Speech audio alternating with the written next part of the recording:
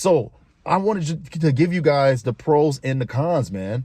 I highly recommend buying a used car for cash. You can humble yourself. Go a little bit older. You don't have to keep up with the Joneses. You don't have to drive the latest vehicle. Humble yourself. Take care of your family and your financial future. Go a little bit older. The cars work just as good. What's up, Shields Media fam? I am excited about today's video because it's been a while since we've talked about some good old cars here on the channel. Some good old automotive. Everybody loves them some cars, right? But for me, I especially love used cars that I've bought in cash. So I have a special treat for you guys today. I'm going to go over my entire used cash car lineage of all the cars that I've owned in the last 10 years. I'm going to go through and break down the pros, the goods, the bads, the uglies, the cons, the great. I want to keep it all the way real, raw, and uncut in today's video because it's important that people have these conversations and these discussions, especially when it comes to cars, because cars are one of the biggest financial purchases you'll ever make in your financial life. And it's important to know all the ins and the outs. Everybody say that always buying used cars with cash is the way to go. That's what I built my whole channel on. That's what I'm always talking about. Let's be real and uncut in today's video. And I'm going to give you guys, I'm going to be a little bit vulnerable here, man. I'm going to give you guys everything that I've learned from every single car that I've owned thus far. And I'm going to be providing some clips, some images, pictures of the car, story time. So buckle up. We got a nice video planned for you guys today. And the way that I want to start this off by saying is that the first car that I actually owned, which this story is on my channel, so go check out my channel. The first car I actually owned was my 2007 Buick LaCrosse. And guys, this car was the car that I actually took out a loan for. So when I'm talking to you guys about all this stuff here on my channel, it's not me just chatting stuff, right? It's not me just giving you in theory knowledge. This is all experiences that I've been through. I'm so passionate about getting out of debt and staying out of car loans. Excuse me. Just thinking about car loans make my voice hurt. I'm so passionate about getting out of those things because I have been through those things. I'm not just giving you the textbook version. I'm giving you my life experience combined with the wisdom of those who have come before me and those who know more than me.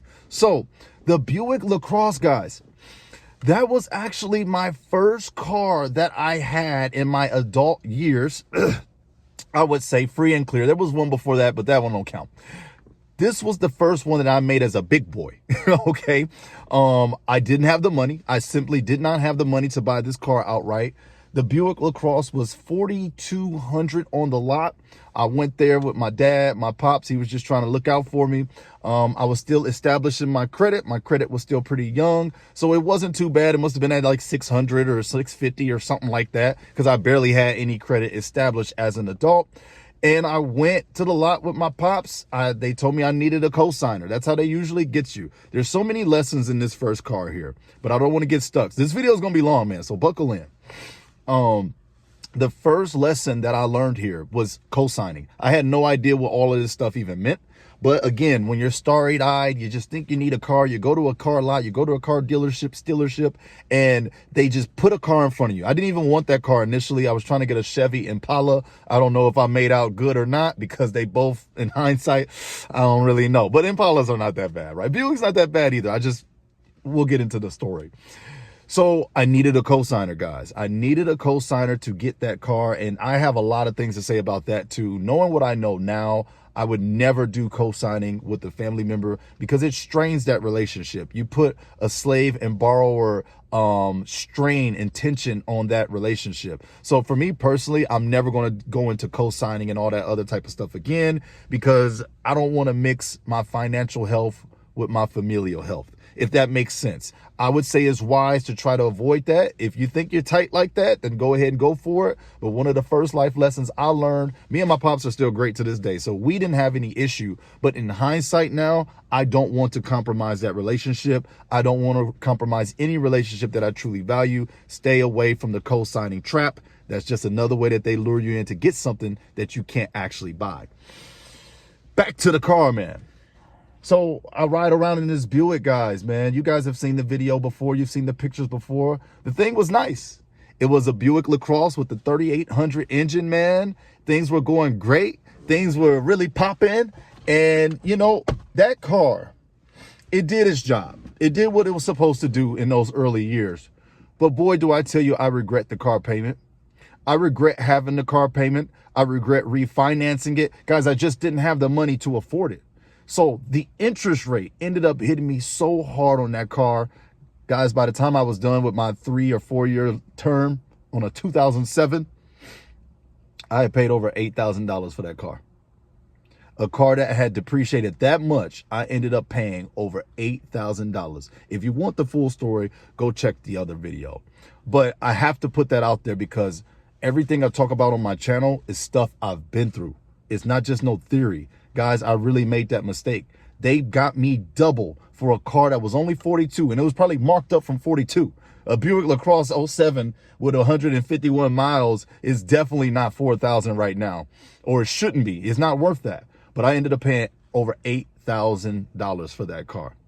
That car ended up crapping the bed at about $170K.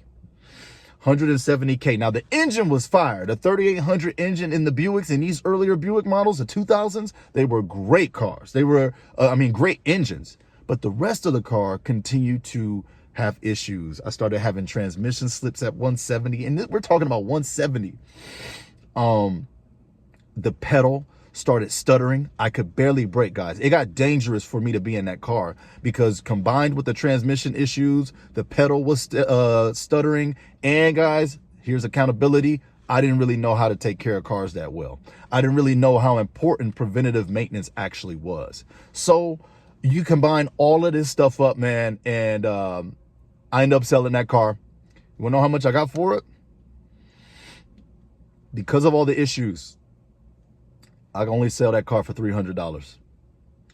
I didn't feel good selling that car to a family because I knew all of the issues that it had. And the only good thing about the car was the engine. The rest of the car just was falling apart.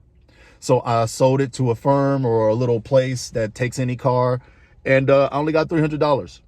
I paid over $8,000 combined with interest in the initial price of the car because I didn't have no money and because I was ignorant. And I got $300 back. So in this case, I wanted to start this video off by saying, yes, that was my first car payment. My next car, me and my wife bought this together when we got married, and that was our CRV 2003. Now, this thing was an absolute beast of a car. And if you're a CRV fan, you would know those earlier models, I think it's from 02 to 06, just fire cars, just beautiful, reliable, preventative maintenance. They'll go forever, 300K, 350K. If you are looking for a budget car that will not break your bank, that is durable, gets decent gas mileage, reliable, and a family car, look no further than the 2002 through 2006 CRV. Now, let me tell you guys about this car. We went to a dealership, which we're still learning, man. I'm giving y'all the vulnerable side of me right now. We went to a dealership back when we got married, and we were looking for a car we could buy outright with cash. Now, the thing I liked about this dealership was it was a cash-only dealership. So yes, things might have been marked up a little bit, but we told ourselves we ain't doing no more payments after that Buick. I vowed to never do another car payment after my Buick LaCrosse. So we went in there, man. We saw it. My wife was thinking family. She was thinking all good. So we went in there and we grabbed the CRV 2003, and we had that car for a good amount of years. And that thing was a beauty. I mean, I still miss it to this day. You may be wondering what happened to it. Why don't you have it anymore? Well, unfortunately, with cars that old, especially depending on your area, I don't know if you guys can see, but right now it's all snow on the ground where we at. It's nothing but snow on the ground, salt everywhere. Unfortunately, in this part of the United States, we have very salty and wintry mix of weather conditions, and that will continue to break down a car's frame. And guys, CRV was unfortunately taken out by rust. Yeah.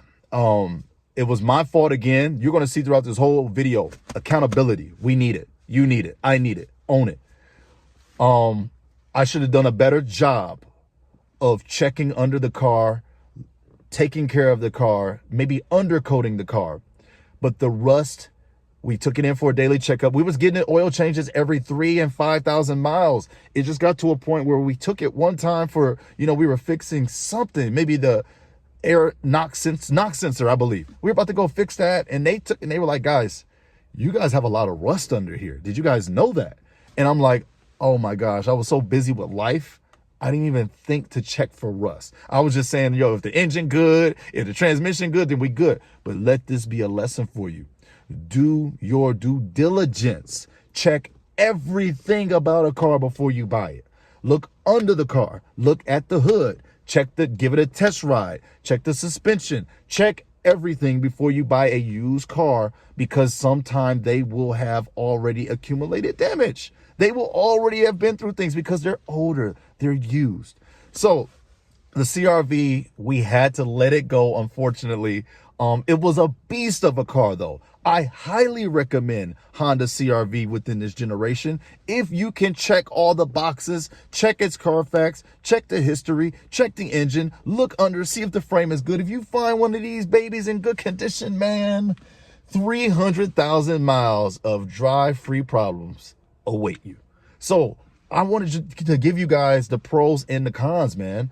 I highly recommend buying a used car for cash. You can humble yourself. Go a little bit older. You don't have to keep up with the Joneses. You don't have to drive the latest vehicle. Humble yourself. Take care of your family and your financial future. Go a little bit older. The cars work just as good. In fact, some people think this generation of cars was the greatest generation ever. Late 90s to the mid 2000s were some of the best produced non-braking car ever. So look in that area, but you also have to be wary and do your research and check that specific car. There's pros and cons to each side of the story. I don't ever want to just be on here like, oh man, cash for cars, cash for cars. You still have to do your homework. All right. Next car, the legendary, the infamous, the greatest vehicle of all time, in my personal opinion, 1999 Toyota Camry. This is my favorite car of all time, guys. It is the greatest car of all times. Don't be coming at me in my comments.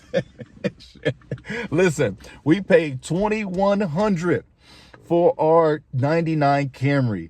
Guys, I bought this car from a grandson, and his 91-year-old grandma was letting the car go. The car had been in the family since its inception. It was bought off the lot in 2000 or 99.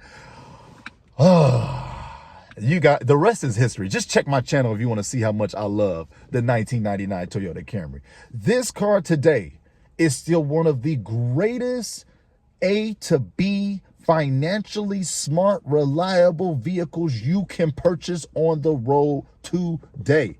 Who gives a crap about the way it looks? I personally think they look beautiful. I think they look timeless. I think they are the classic car. Yes, I'm a Camry and Toyota fanboy. All right. I think this car, when I was owning this car, guys, it was nothing but the simple maintenance. Maybe an alternator one time. I had to change the alternator out. A couple new tires here and there. Changing the cabin. The basic car maintenance stuff with this car. One big one I do have to say about the 99, though, is you have to make sure you replace the timing belt every 100, or was it 150K? Every 100,000 or 150,000 miles, you have to change the timing belt, because those engines really function with that belt. And if that belt snapped, you was gonna have a lot of engine trouble, okay? But you change the engine belt, that's preventative maintenance. That's nothing. That's a one-time or a couple time within ownership fixes. You want to save money. You want to stay out of debt. You want to get to A to B safely, comfortably, and reliably. 97 through 2001 Toyota Camry. Even better if you can find a V6. Even better if you can get you a 2001, because that was right at that point where they had put all the technology they were going to put in those cars, and the body style looks beautiful. You find one with the leather, the V6 too. Man, don't get me started fanboying out about a 99 Camry, okay? Or that generation Camry. Now, when it came to my ownership and us, my mom truly wanted this car, guys. So I am not the current owner of the 99 Camry right now. It is currently sitting right over at my mom's house, but I see it almost every day. I have access to it almost every day. Whenever I need it, it'll still be there for me. This car is over 200,000 miles and is still purring and starting up like nothing is even wrong. We just put some brand new tires on there too.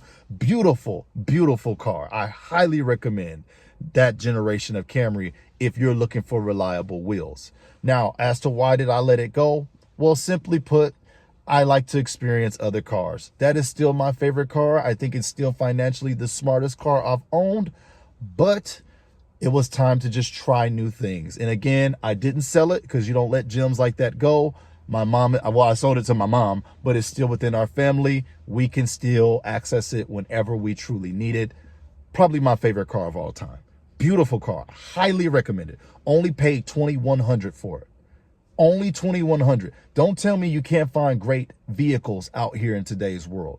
You just gotta humble yourself and destroy your ego in order to put yourself in a car like that. You gotta stop caring about what other people think of what you drive, because they do not care about you like that. They care more about the car than they do you. So humble yourself, take care of your financial future, go grab you a 7th generation Toyota Camry and forget what everybody else is talking about, all right? Don't impress them. Impress your bank. Impress your bank account. Next, guys, the baby that I'm sitting in right here, right now. I just did a video on this last month. The 2012 Toyota Camry. Yes, again, I'm a big Camry fan because I love reliability. Reliability is sexy to me. Saving my money is sexy to me, all right? That's what I like to do. 2012. I think this is the perfect middle ground for someone who maybe doesn't want to go as old as the 99 or the early 2000s, and you still want a solid vehicle that's right in the middle of technology advancement and reliability. The 2012, this era did have some torque converter shutter issues, but once you got that taken care of, the rest of the car was great. The rest of Toyota Camry in this generation was off the chain, and I personally think it's probably, the 99 is my favorite, but my favorite to be in and drive is definitely the 2012. I think the screens were the right size. The reliability was great. All the features were great here in this era of car. A lot of folks say that 2010 to like that 2014 era, or I think it was 2010 to like 2012, 2014, these cars were the last cars really built with care, firmness, and not planned to deconstruct over a course of a few years. So I love my 2012. It is our daily driver. It is a beast of a car. Excellent gas mileage. I highly, highly recommend the Toyota Camry of the 2012 through 2016 generation. Beautiful, beautiful cars. To me, this is where the technology peaked. I do not like all these big screens in the cars. I do not like all these features that can just all break and all break down. I just got done talking to someone, and their electrical system in their 2018 Ford just went completely kaput. It's done. And now they have to take it to the dealership. A 2018 having that massive of electrical issues, that's ridiculous. But they plan these cars to do that because they want to keep you in the dealership. They want you to stay in their system. They want you to stay in a web of debt. So for me, try to find the generation before where we're at right now, because they got all these useless features in these cars, all these things that don't mean anything, but yet they want you to stay and pay more for stuff that's going down in quality. Don't fall for it. And lastly, guys, because I don't want this video too long, it's already an episode. The Lexus ES350. This is my latest pickup. This is the 2008. Now, guys, I have been enjoying this car. I only got this car for $3K. Again, I follow my rule of paying cash for cars. I do not mind going older if it means using a tool as a tool. A car is an A to B. That's all you really need to be concerned about. So I got this 2008 Lexus ES350, and I enjoy the car, guys. Some of the cons I don't like about the car: I'm not a fan of premium gas mileage. As you guys can see throughout my lineage, aside from the Buick, it's all regular gas because I'm a Camry Toyota boy. So I've just been in Honda boy. So I've just been used to doing regular gas. I'm not really fond of the premium gas thing right now, but you know, it is what it is. And to be quite honest with you guys, while I do think the Lexus is a beautiful pickup and I think I found a gem, I think I might actually be letting it go, guys. Just for me and my family, I've sat down, I've talked to the wife. We really want that Toyota Venza, man. We really want something that kind of fits our lifestyle and our driving style a little bit better. I love riding around in that Lexus. It's cold, it's beautiful. I'm a Lexus fan, but I will say, I think I may be letting it go, guys, in order to move on to a car that we really do want, and that is the Toyota Venza of the first generation Venza, not the latest Venza that just looks like a RAV4. We want the old school Venza that came out from 2009 to I think about 2015 or so. That's the one. And guys, one thing that's good about when you have cars, you may say, wow, this is a lot of cars or whatever. Every single one, aside from that Buick, has all been cash. It's all been cash.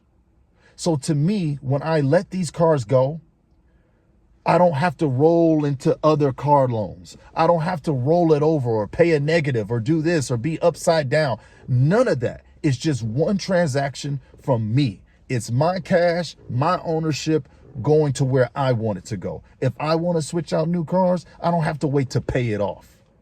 It's already paid off. It's already done. When I want to sell it for 3K, 2,500, 4K, I sell it for that. I don't have to worry about no banks owning what's mine. So is buying used cars for cash worth it? I still say absolutely yes. Because I've been able to try out so many different vehicles, find my perfect vehicle, find my perfect style, all still for under probably what I would have been paying for a car note.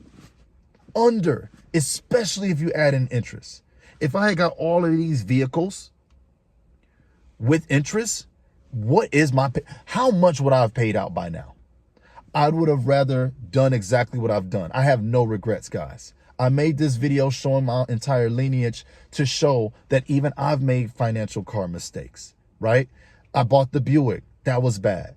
The CRV didn't last as long as it could have because I wasn't taking accountability and doing the due diligence that it needed in terms of preventative maintenance. So there is cons to buying a car with cash that's used and older. There are cons. You have to take care of it.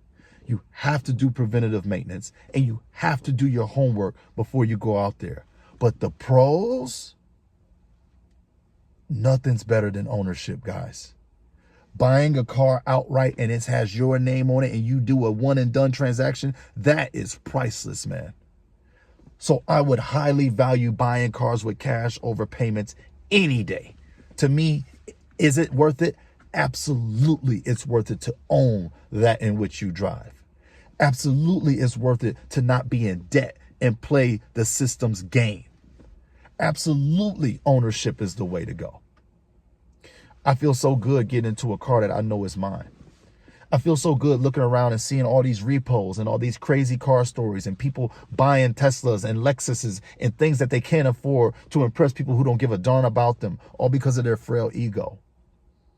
Yes, I feel great about paying cash for older used cars. Humble yourself. You're not as great as you think you are. Get in that vehicle, use the tool as it was meant to be used, go from point A to point B, take care of your car, like your car. I'm not saying you can't buy the one you like. Just prepare correctly. What's wrong with preparedness? What's wrong with you using delayed gratification to get that in which you desire? You can have any car you want. I'm not anti-car. It's just a lot of folks aim for things that they're not able to reach yet. And they do it in such a reckless way that it damages and destroys their financial future. So at the end of the day, is it worth it? Yes. Would I do all of this again? Yes. Because without these experiences, I would not be where I am today.